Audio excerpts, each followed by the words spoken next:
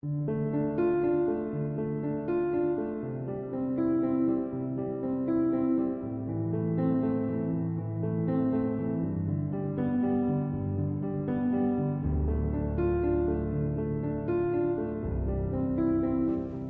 folks, I'm Tom Vasel. Welcome to my top 10 Flora Games.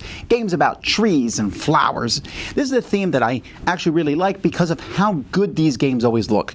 You know, it's a theme that's attractive. I mean, not everyone wants it. Some people still want guns and zombies and things like that. But I like seeing flowers and plants. It's a theme that attracts a lot of folks, and these games are gorgeous. In fact, probably in the comments below, there's going to be many, many other gorgeous games mentioned that aren't on this list. But I don't think there's actually enough of this theme out there. I think there could be more games that have to do with flowers and trees. But here are 10. This is kind of in order per se, but these all look fantastic. Starting with number 10, Trellis. So Trellis is a vine game in which you are connecting vines with tiles on the table, and they connect different color vines. But if you do connect the same colors together, you get to put flowers out. It's a very simple, abstract type game, but it looks gorgeous, and you have all these vines with flowers, and the end result is a really pretty affair. Number 9 is Garden Competition. This is an older one, harder to find, but in this game you have a garden that you are growing with different plants. Some you want to plant in the shade, some in the sun. There are weeds that will show up and it can spread to your neighbors. You can go cut people's grass for money. It's almost a throwback style game, and it was a really, really low quality when I first played it, but they made a nicer version of it. This one might be the hardest one on my list to find, but definitely one worth checking out. Garden Competition.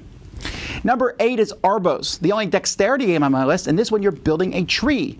You're putting different branches and trunk pieces and leaves and cherries on this tree without making the whole thing fall over. So, you know, typical Jenga style game, but it just looks like a work of art. As you build it, you're like, oh, look at this, as this tree comes out.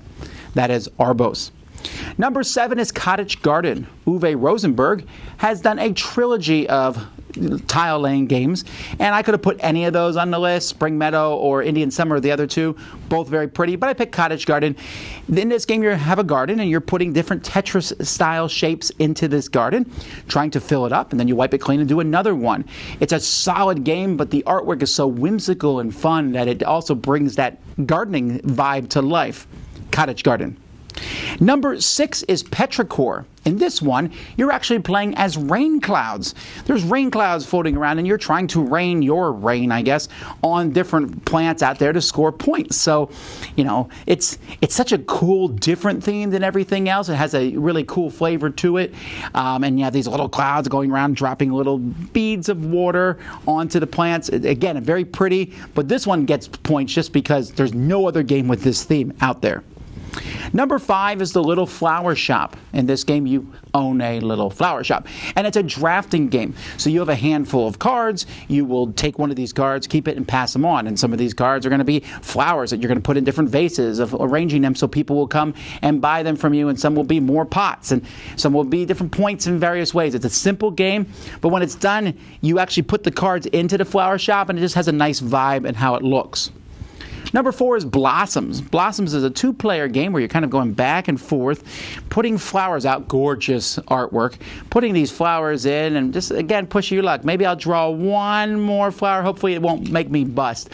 But it's simple. It's, I guess, delightful is the best description for this game. And again, it just looks so fantastic.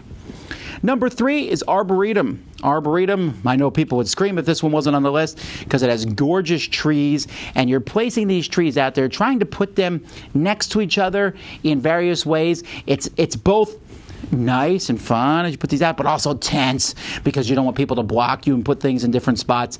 It gives me a lot of angst, but at the same time when I'm done, I'm like, yeah, look at this artwork because it's gorgeous.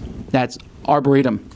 Number 2 just came out is Bosque. Bosque means thicket or a small group of trees, and this is what this game is. You're putting these 3-dimensional trees out on the table, and you're trying to control lines in different directions and then drop leaves off from the trees to control areas.